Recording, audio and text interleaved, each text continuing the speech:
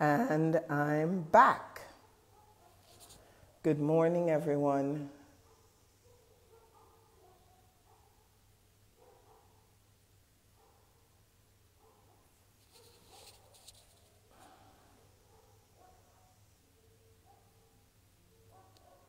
Good morning, Healer Monica June, Apostle Dr. joined. Oh my goodness, Kate, it's so lovely to see you. Long time no see. Where in the world are you, Kate? Are you still in the UK?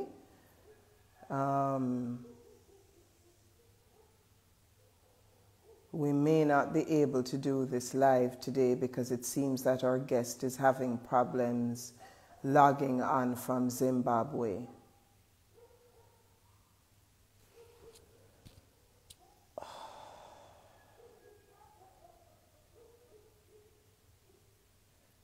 Kelly Davis is back. Okay.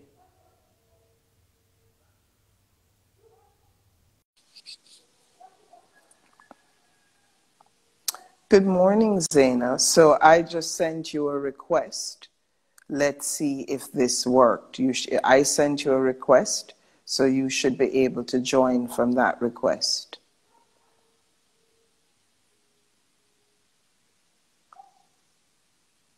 Zaina, let me know if you received the request. Handblock Studio Jaipur, welcome. Just typing in the chat where you're logging in from. Louis, it's great to see you. Seems like a lifetime that we were at Kripalu, right? First City Movement joined. Welcome, welcome. Zaina, how are we doing?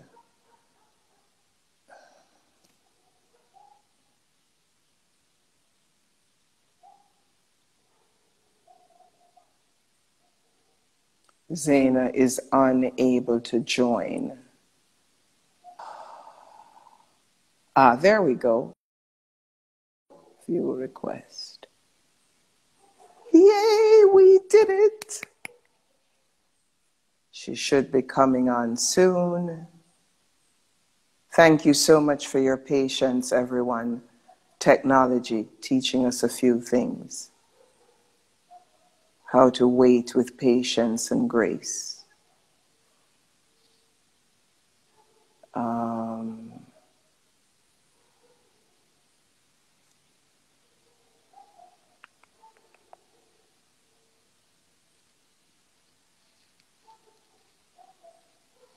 Indigo Azul is back.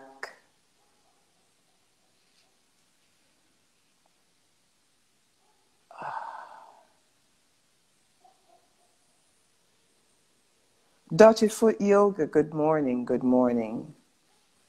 We're having some technical issues here. I'm just trying to see if Zaina is able to jump on. It's saying that Zaina is unable to join, which is a real shame. Nicotello, good morning, good morning. So this series called Woman Talk is an offering that I have been doing throughout this month, the month of Women's Month, and really just speaking with seemingly ordinary women across the planet who are doing profound things in terms of what it means to live our truth. And Zaina, if we can get Zaina online, is no exception. Zaina lives in Zimbabwe. She's originally from Syria. She has a pharmaceutical background, and she's also an artist with a really profound story. She's telling me that she has joined, but I'm not seeing her okay. So Zaina, on the bottom of when you look at your screen, to the right, there are three little icons. One of them looks like a camera with a plus in it.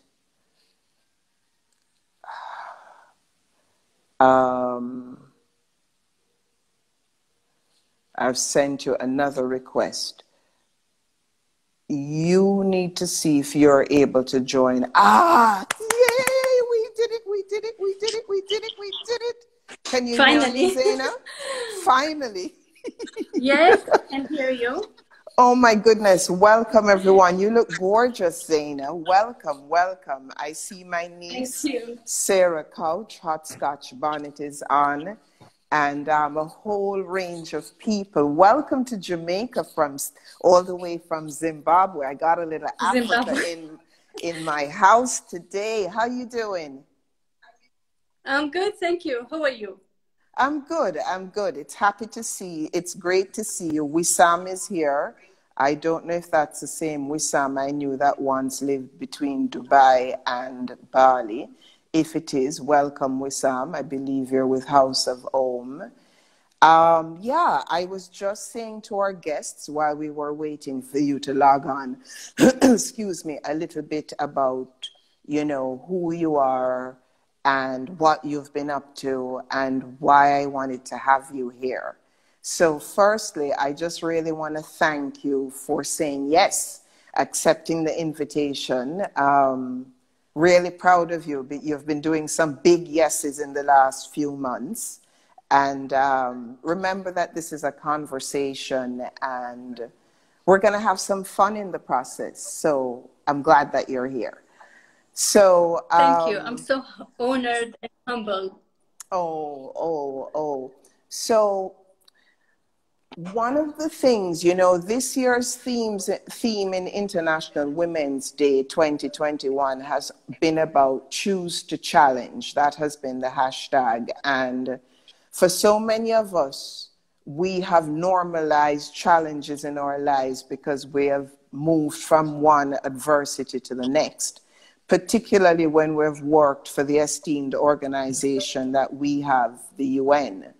So we are just claiming our rightful seat at the table, so to speak, the table of influence, the table of negotiation, and the table of just really owning our divine feminine leadership. And one of the things that struck me in one of our very first conversations was you were clear that you are a leader and that leadership is your birthright and that this is what you're meant to be doing in this time.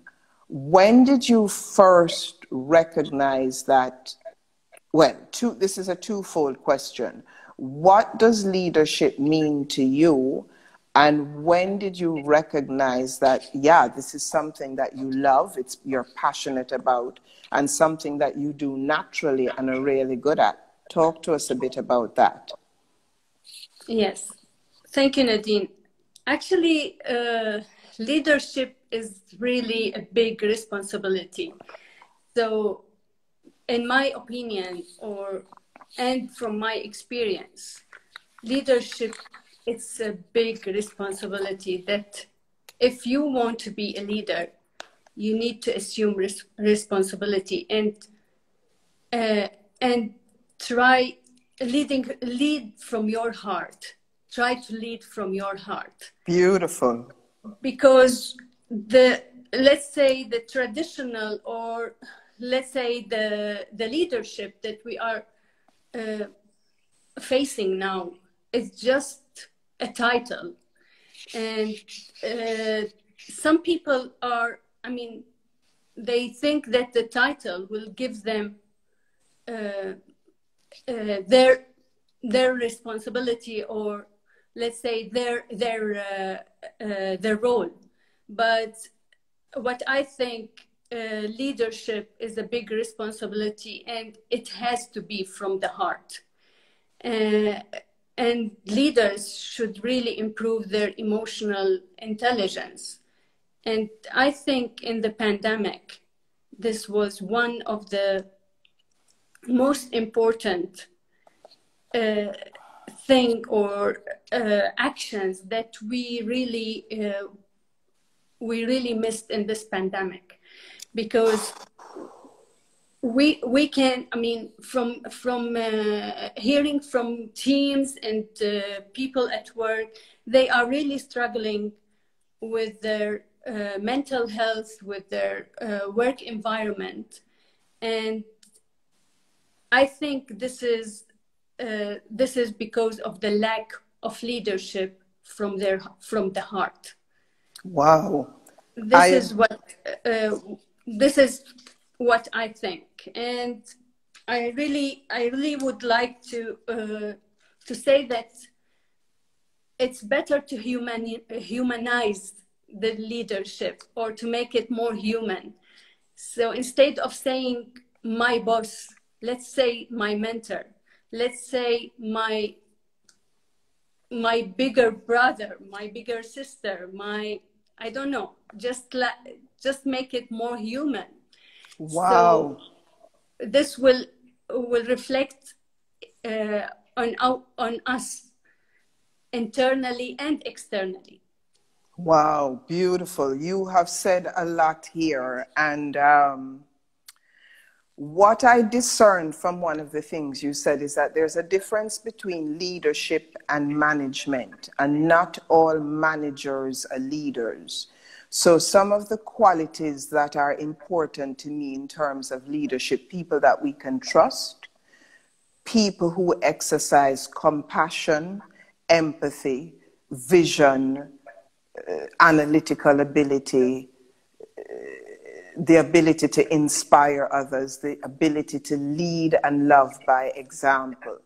And so all of the things that you listed, especially when you spoke about humanizing leadership, and I think this is really what it comes down to. In so many areas, we've forgotten, not only in leadership, but how to be human, how to be kind to our fellow brother and sister.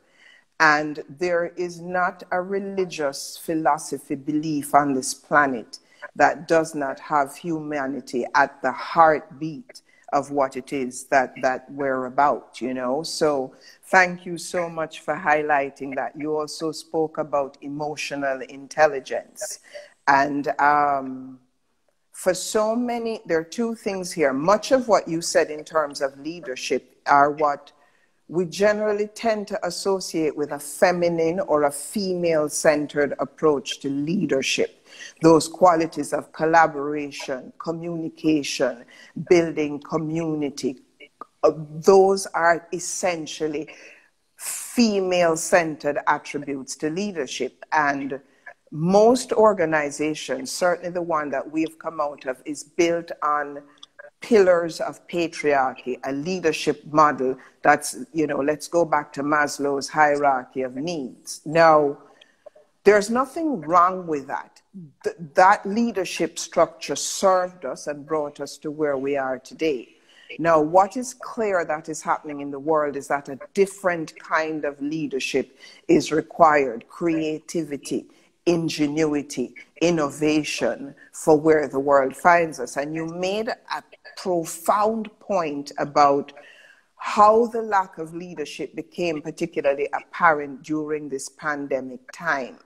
And one of the things we heard much earlier on, the countries that were led by women seem to have gotten the pandemic under control super quickly. Immediately, I think of New Zealand and I think of Barbados. Two places where the heads of state are strong, progressive, forward-thinking women, and how both of these countries managed to bring a crisis under control in their country. So thank you for sharing that.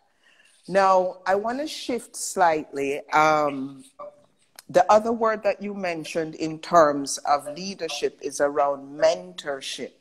And I'm really glad that you touched on that, because as I may have shared with you, I was in my mid-30s when I had a conversation with a woman who subsequently became a mentor of mine. And she said that just from how I was describing my life, it seemed as though I had not had any mentorship in my life. So the question to you is, what does mentorship mean to you? Do you have any mentors, and how have these mentors impacted your life? Well, mentorship is really a big word, and in my opinion, we can have mentors in everyone. I mean, everyone you meet can be your mentor. if you are inspired by him or her.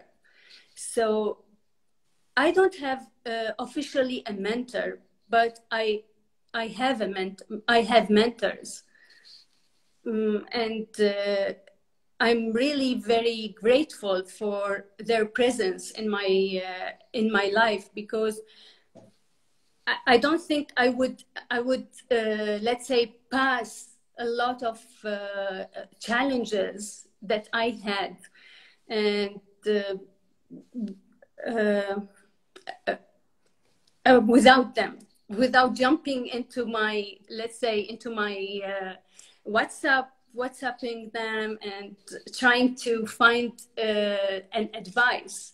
So without this, I think it would be difficult for me to move on. And I wanted to add here that I realized that we women, sometimes some women may put others, let's say, down. We don't support each other. Woo! You see Yes. why I have Zaina here this morning? However, she just calls it like it is. You go on, sister. Welcome Bernard and Culture and all of the people that have jumped in since. Those of you on the chat, type in some comments. We want to hear from you. Go ahead, Zaina. Although it's very sad to hear that, but I am also glad to share that there are other women that support each other. And I have met really some of them in this period, particularly in 2020 and 2021. So this is really amazing. To be honest, I gave up on women Wow. to be a supporter. Wow. But because I met some women who lifted me up, who supported me, I would give it a try again. And I would like to say, no, we still have hope. And absolutely. Yes. Absolutely. Wow. Again, you've said so much. So when I hear the word mentor, for me, a mentor is someone that I choose to emulate. A mentor is someone who is a champion for my cause. Most importantly, though, a mentor is someone that is able to see the light, to see something in you that you yourself might not be able to see. And that person, through guiding, is able to extrapolate that from you. And this is why the mentorship is based on a foundation of trust. As you know, Zaina, the word I use to describe my work is wisdom mentoring. Why have I chosen that word?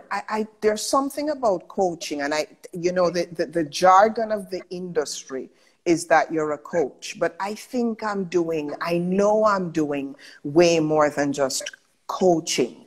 It's holding that container. It's seeing the light in someone else and really just showing someone what is possible for them. It's funny what you say about women and not trusting women. And this is a huge part of our conversation. Morning, Paula, welcome. I'm glad you're here. I just wanted to ahead. jump in here and say, having the sessions with you, I'm just talking from my experience. What you did is you dusted, let's say, you brought this light. So you took out the dust, and this also reflected on me and reflected on my confidence, on a lot of things in my life. And I would like to thank you.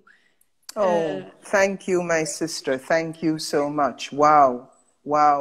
It's funny. One of my earliest sisters in this pandemic, Kate, just said, I mostly found so much support from sisters. I really dislike the stereotype of catty, backbiting women. Thank you for that, Kate. And I just want to share a little bit because it's an important comment that Zaina has made. And nowhere is this more apparent to me on both sides of the equation than my birthland, Jamaica. Because while this is a very hyper-masculine society, some of the strongest women I know come out of this country. I was talking to a French woman yesterday, and she said, moving to Jamaica gave her back her confidence as a woman, because Jamaican women, we really don't give a shit. We do what we want to do. You know, in a world where women are trying to fit into this stereotype of being skinny, etc., etc., we're big and we're voluptuous and we wear what we want and we set the trend in this world on many things in terms of fashion. I too shared your sentiment in terms of when I look at my life experience. I'm an only child. My mother left the house when I was 13.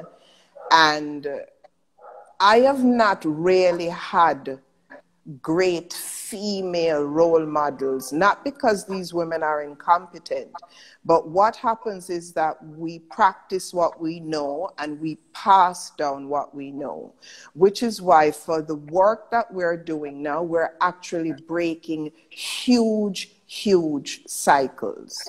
So in my 30s, many of my friends, women friends, were much older than I was. And so these women became mother figures / mentors for me. And throughout my life, I've always been surrounded by a bunch of women that are either much older than I am, the wisdom, the sageness, the greatness, the crownness, the priestess, all of that. And then I've also had a bunch of women that are much younger than I am. And so what those women do for me is that they keep me current. They let me see what's happening in the world and they let me show up and serve.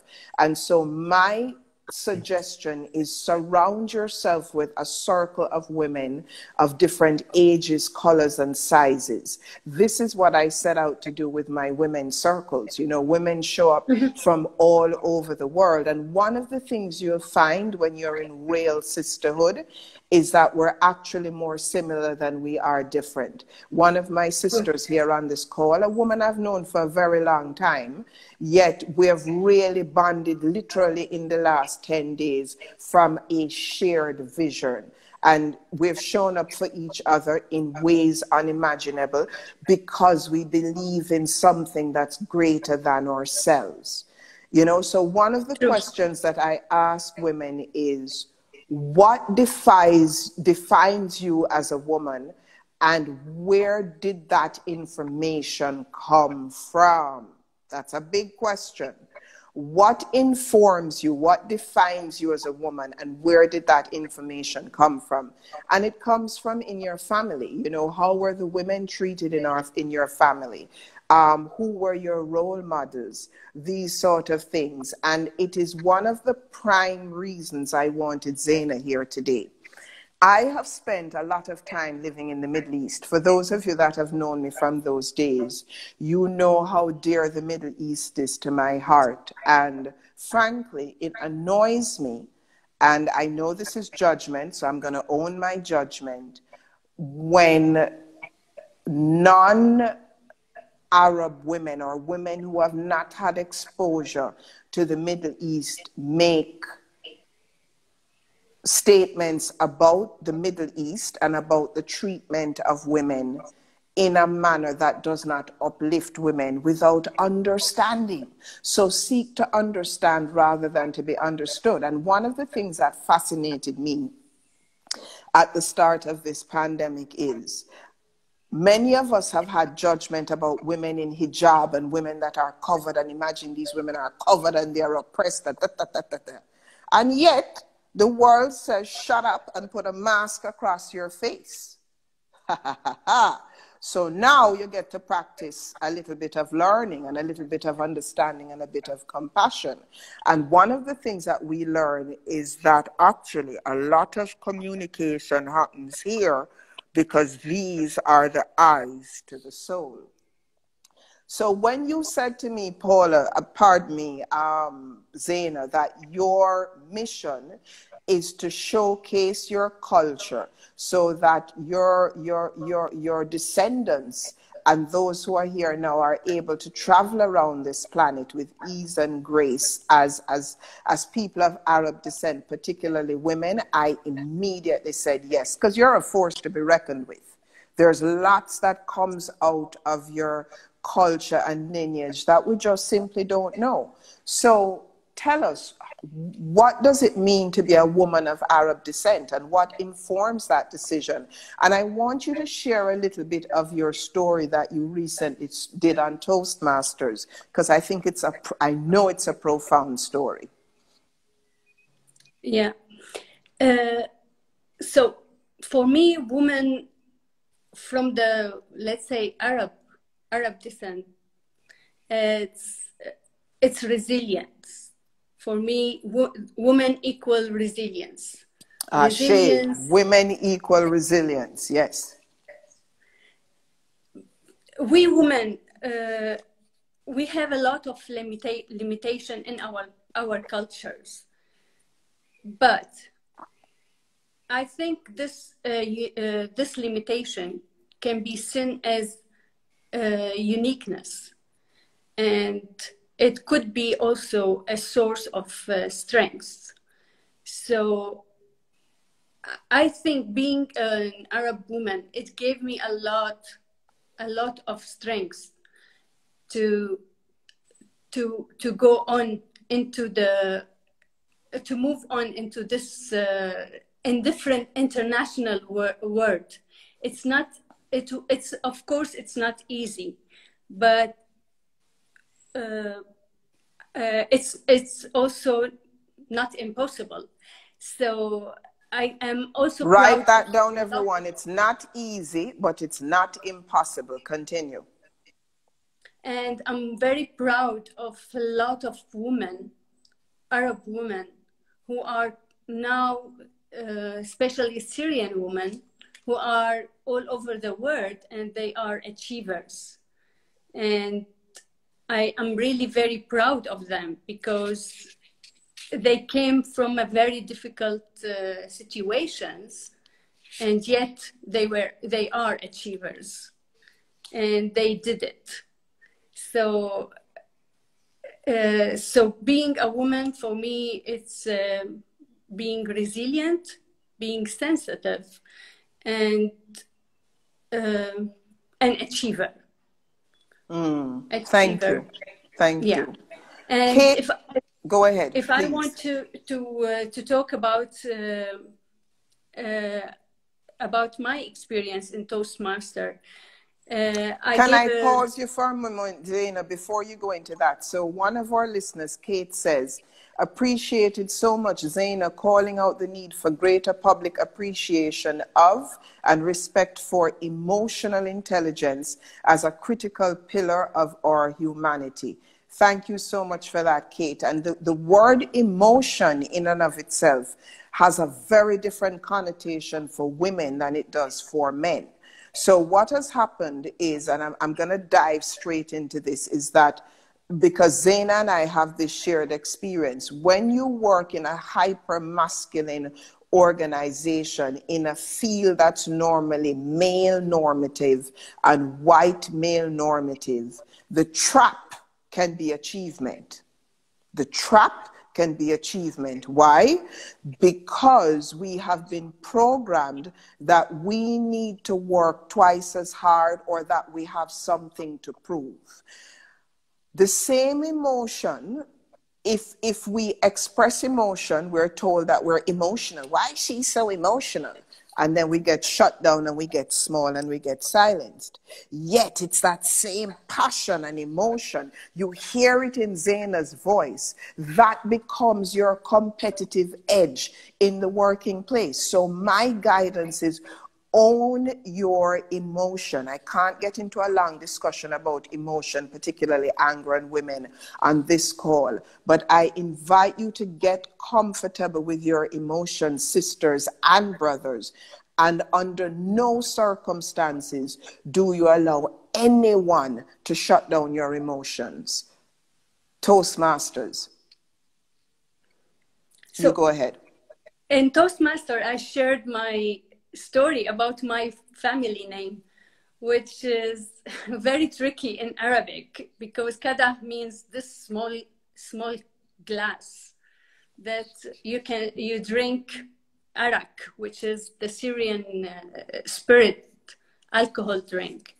And I was really annoyed with this name, with this family name. And yet when I digged and when I went deeper to understand the meaning behind this name, I discovered a lot of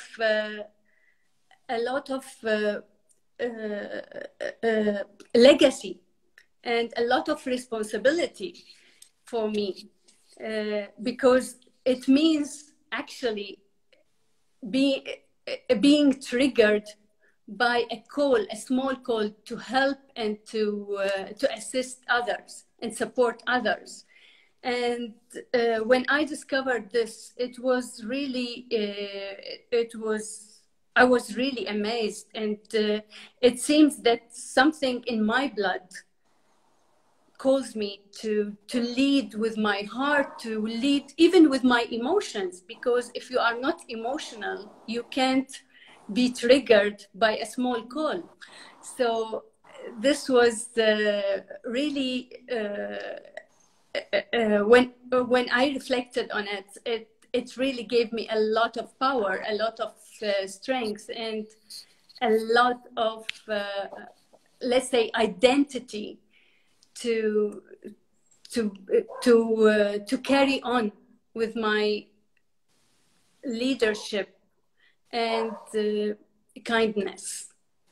Wow, thank you so much for that. So I don't know if you're even aware of it, Zaina, but you going public on a platform like Toastmasters, for our listeners, this was Zaina's first time in Toastmasters. And when you see her presentation, it is beyond powerful. So what's in a name? What is the legacy of that name that you're carrying? My last name, as many of you may know, is McNeil. And throughout my UN life, less so now, but throughout my UN life, people would say to me, how did you end up with a last name like McNeil? You know, at the yoga barn, I'd have people come through in Bali and say, are you Irish? And I would say, well, you know, I would imagine that the ancestors of my slave owners were of Irish or Scottish descent. And that's how I ended up with the name. And people would get really uncomfortable when I said that. And you know, that's their thing to deal with. But one of the things, it's funny you spoke about the Arak and the fact that you're from a family that produced Arak. And yesterday, quite serendipitously, I ended up in cane fields in Jamaica. And as I stood in these cane fields, I said, wow, look at me kind of playing in these cane fields that hold so much trauma, so much pain, so much wounding that we as people of color still need to address. And it was incredibly humbling for me, because there's not a society in this world that has not been built on the back of sugar cane. You know, the days when, may his soul rest in peace, Perry Hensel wrote a book named Cane. And he says he remembers those days when sugar was the cocaine of the 16th, 17th, and 18th century. You know, so I stood there and I just took a moment to really connect. So you sharing that story not only liberates you, it liberates those gone before you and those who are yet to come. So thank you for that. And I know that part of your own healing came out of sharing that story. So I encourage people to share their stories. Many of us are not sharing our stories. Fatimina. Many of us are welcome. Many of us are not sharing our stories because somewhere some secret and shame was passed down. So we're all silenced with this. You will find, again, here is Zaina from Syria, here is Nadine from Jamaica, both of us with this whole alcohol piece in our equation, as it were, and what does it really mean to us. And in Zaina's story inspires me to share our story, and then a healing can occur. So thank you for that. I know we could go on talking forever. Tell us about your art. That's a piece of her work behind her, right? Yes. Yes. What does it represent?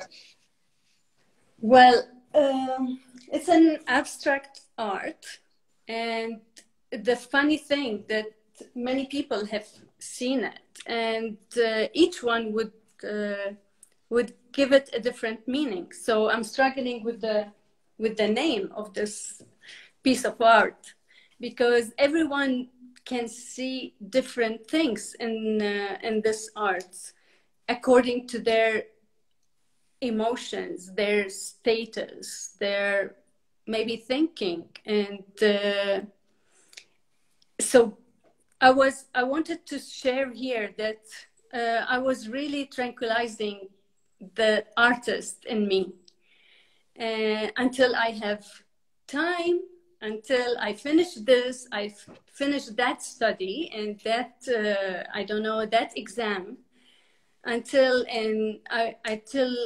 I had the courage in 2018 to start painting, and I produced some paintings which really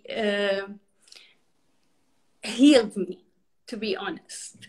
And I would call now art as a treatment, as a healing treatment.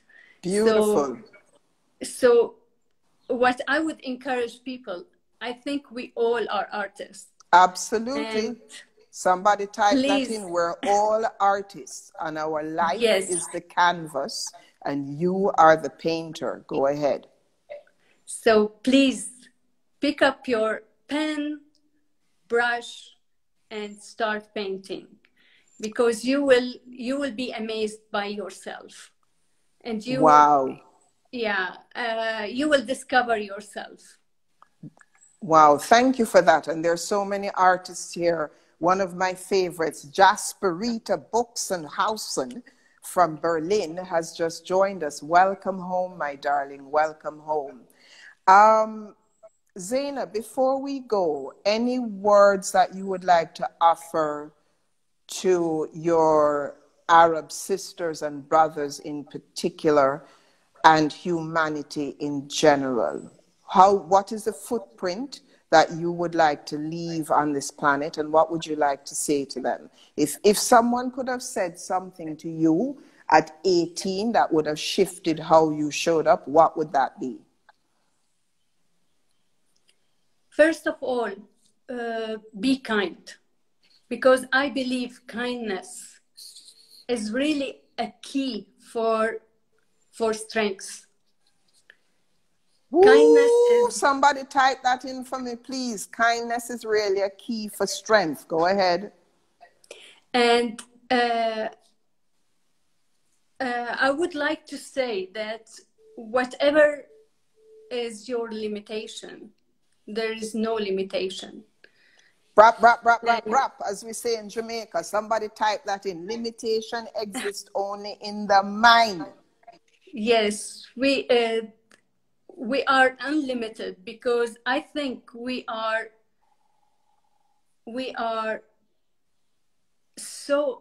not souls, not physical bodies that have souls, but we are souls that are in bodies, in physical bodies. We need to think deeper about this, and this will uncover your limitation. Beautiful, beautiful. And I think what I want to say to women, support each other.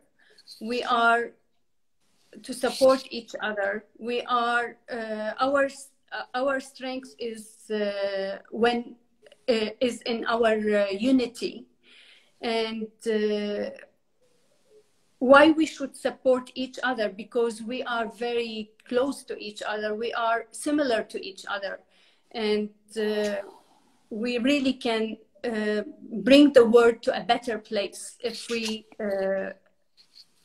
are united. And, absolutely. Yeah, and I think just keep on, keep moving, keeping on, and persevere. Yes. Keep on. Yes. Yes. Wow. Wow. What I would say is the healing of the planet is in our hands, in our hearts, and in our wombs as women. We are the givers of life. We are the creatrixes. Whether you are a plant or a human being, birth and life comes from the feminine. So our role is massive. In our absence, life ceases to exist. So I'm inviting us to really sit with that and take in the largesse of that. It comes full circle to what you spoke about at the outset, Zaina, about responsibility, the ability to respond to life as it's happening around you. I really want to thank you for being here, Zaina. You were amazing. Someone named Maurice Kadah has joined. I don't know if you're related to that person. He's my uncle. Hi, Uncle Maurice. Nice to meet you. And what I want to say to you, Zaina, and I'm sure some of our listeners here will encourage you, you have a message and you have a voice and you have a wisdom that is the only word that comes up for me is cadence. Cadence is when, you know, something is going along at a lovely sort of speed. I encourage you, my sister, to use this voice as you go to the canvas with your art. Let your voice come out because the world needs to hear more of what you have to say. So thank you so much for being here. I really appreciate you. Kevin Wallen, good morning. Welcome. Nice to see you. So nice. Thank you so much. To all of our listeners, thank you for joining us. To the sisters on this call, I am having a full moon circle on Saturday, I believe, whenever the 28th of March is, which I actually believe is Sunday, not Saturday. And that is going to be at 9 a.m. Eastern. That's going to be 8 a.m. Jamaica time. Pay what you can. For the Jamaicans, I will send out a link later on how you may do that. Circle lasts about 90 minutes, and it's really a gathering of women from across the world where we come to share and to learn and to listen and to really uplift each other up. And with this full moon, we've just come out of the spring equinox. For those of us that are in this hemisphere, we're still in a very, very potent time. So I'm going to invite us to use the equinox energy and the full moon energy to really get clear on what do you want? What are your deepest heartfelt desires? And what steps do you need to take to be in action? This particular full moon surrounds Chiron. I'm not an astrologer, so do your research. And what it really taps into is your wounded healer and relationships in your life. And for many of us, our gifts are born out of our wounds. So do not run from your healer. As your healer, as you heal, do not run from your wound, pardon me. As you heal, so too do you transform your life so that you're then able to transform others. So that's Women's Circle happening this Sunday. I look forward to seeing some of you. DM me. It's pay what you can. Pay from your heart. Move from here. And if that's not possible, show up anyway. Thank you so much, everyone. Have a beautiful day. Thank you, Nadine. Take care. The Great to see you. Thank you. Okay, take care. Thank Bye-bye. you. Bye.